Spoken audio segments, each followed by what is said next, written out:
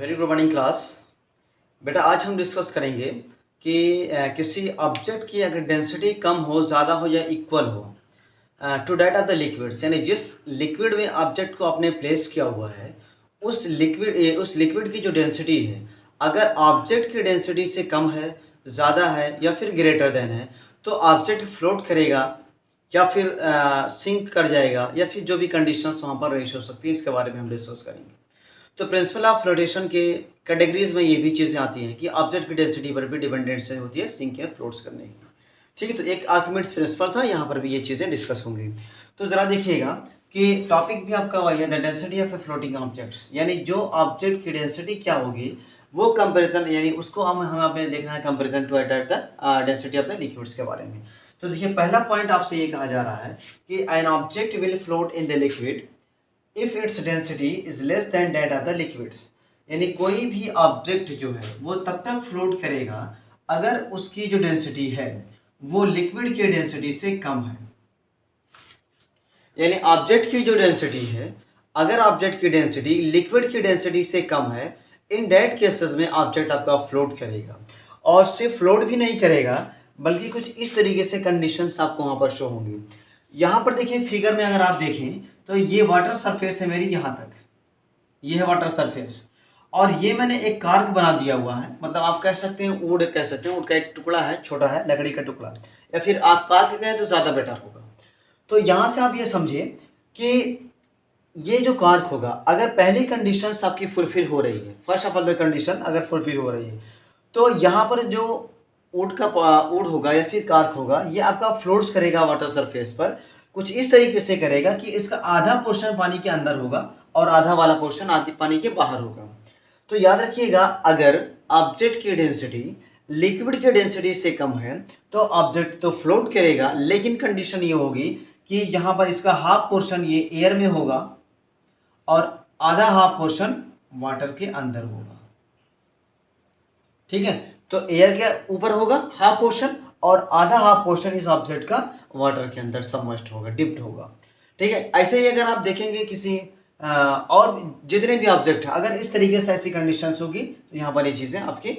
वो कर जाएंगी। ठीक है, अच्छा सेकंड कंडीशन की तरफ आते हैं। अगर ऑब्जेक्ट की डेंसिटी जो है वो equal to that of the liquids है, यानी जो भी ऑब्जेक्ट है जो मैंने लिया हुआ है, अगर उस ऑब्जेक्ट की डेंसिटी लिक्विड की डेंसिटी के इक्वल हो जा रही है, सेम हो जा रही है, इन दैट कंडीशंस में जो फ्लोटिंग क्राइटेरिया होगा वो कुछ इस तरीके से होगा। मतलब मेरे पास एक बीकर है, उसमें मैंने पानी को फिलअप किया हुआ कुछ इस तरीके से,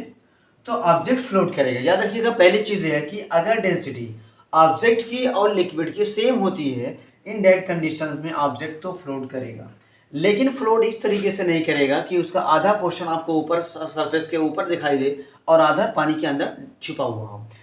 तो आपको इस तरीके से दिखाई देगा कि ऑब्जेक्ट जो है वो सरफेस ऑफ द वाटर के नीचे होगी, बट बॉटम में नहीं होगी, याद रखिएगा। यानी ऑब्जेक्ट जो है फ्लोट तो करेगी लेकिन कुछ इस तरीके से करेगी कि ये इसके बॉटम में नहीं आएगी लेकिन सरफेस के ऊपर भी नहीं होगी, यानी सरफेस के नीचे होगी और बॉटम के ऊपर होगी ऑब्जेक्ट, बट फ्लोट कर रही होगी ऑटोमेटिकली। तो ये सेकंड कंडीशन हो गई आपकी। यहाँ से थर्ड कंडीशन की बात करते हैं। अगर ऑब्जेक्ट की डेंसिटी ज़्यादा हो गई लिक्विड की डेंसिटी से, if the density of object will be the greater than that of the density of the liquid, so in that cases में याद रखिएगा कि ऑब्जेक्ट जो है वो सिंक कर जाएगी, यानी that means object will sink। तो अगर डेंसिटी ऑफ द ऑब्जेक्ट ज़्यादा है लिक्विड की डेंसिटी से, तो याद रखिएगा ऑब्जेक्ट आपकी सिंक हो जाएगी और कुछ ये क्राइटेरिया आपके पास बनेगा, और आपका ऑब्जेक्ट जो होगा चाहे वो लिक्विड होगी, आपका ऊँट का एक छोटा सा टुकड़ा हो या फिर कार्क हो या फिर आपकी निडल हो, कोई भी चीज़ हो, अल्टीमेटली वो आके डिप्ड होके बॉटम पर बैठ जाएगी। ठीक है, तो ये थ्री कंडीशंस थे, आज याद रखिएगा density of the floating objects में, कि अगर डेंसिटी कम है ऑब्जेक्ट की लिक्विड से तो फ्लोट करेगा, बट आधा ऑब्जेक्ट आपका उसका आधा पोर्शन एयर या वाटर सरफेस के ऊपर होगा और आधा नीचे होगा। अगर equal to that of the liquid है ऑब्जेक्ट की डेंसिटी तो ऑब्जेक्ट फ्लोट करेगा बट सरफेस के नीचे होगा, बॉटम के ऊपर होगा। और थर्ड कंडीशन, अगर ऑब्जेक्ट की डेंसिटी ज़्यादा है लिक्विड की डेंसिटी से तो ऑब्जेक्ट आके बॉटम पर बैठ जाएगा, डेट मीन्स सिंक हो जाएगा। तो ये आपके क्राइटेरिया थे density of the floating Prince उसमें जो है। और